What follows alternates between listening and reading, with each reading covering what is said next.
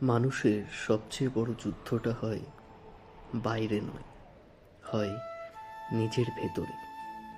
রাগের সাথে, হিংসার সাথে, আর কর্মবিমুখতার সাথে। আমরা প্রতিদিন অনেক কিছু হারাই: শান্তি, সম্পর্ক, আত্মসম্মান। কেন বলুন তো?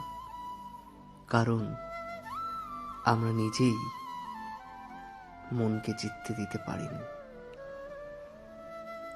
শ্রীকৃষ্ণ তাই বলেন, রাগ মানুষের সবচেয়ে বড় শত্রু।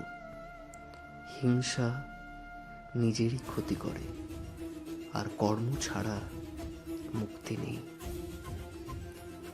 রাগ যখন আসে, বুদ্ধি তখন চলে যায়, ভুল কথা বেরিয়ে যায় মুখ থেকে, ভুল সিদ্ধান্ত জন্ম নেয় ঠিক সেই সময়ে। এক মুহূর্তের রাগ কয়েক বছরের সম্পর্ক ভেঙে দেয়, আজীবনের অনুশোচনা রেখে যায় আমাদের মনে। শত্রু বাইরে নয়, সবচেয়ে বড় শত্রু ভেতরে। কারণ রাগ মানুষকে অন্ধ করে, আর অন্ধ মানুষ নিজেকেই ধ্বংস করে। ভগবান শ্রীকৃষ্ণ বলেন, যে নিজের রাগকে জয় করেছে সেই পৃথিবীর সবচেয়ে শক্তিশালী যোদ্ধা। হিংসা কখনো কাউকে ছোট করে না। হিংসা আমাদের মনকে ছোট করে। অন্যের আলো দেখে যে পুড়ে যায়, সে নিজের প্রদীপ সব সময় জ্বালাতেই ভুলে যায়। হিংসা মানে নিজের শান্তিকে বিষ পান করিয়ে বলা, ওর জন্য আমি অসুখী। শ্রীকৃষ্ণ বলেন, হিংসা অন্যের ক্ষতি করে না, প্রথমে নিজের আত্মাকে আহত করে। যেদিন তুমি তুলনা করা ছেড়ে দেবে, সেদিন থেকেই তোমার মুক্তির শুরু। সেদিন থেকেই তুমি মুক্তি পাবে।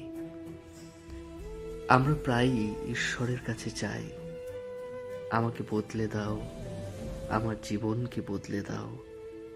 কিন্তু ভগবান শ্রীকৃষ্ণ মৃদু হেসে বলেন, কর্ম ছাড়া কারোরই কোনোভাবে কোনো মুক্তি নেই। শুধু প্রার্থনা নয়, শুধু আশা নয়, প্রয়োজন কর্ম। কর্ম আমাকে করতেই হবে। ভয় থাকলেও আমাকে এগোতেই হবে। ব্যর্থতা থাকলেও আমাকে চেষ্টা করতেই হবে।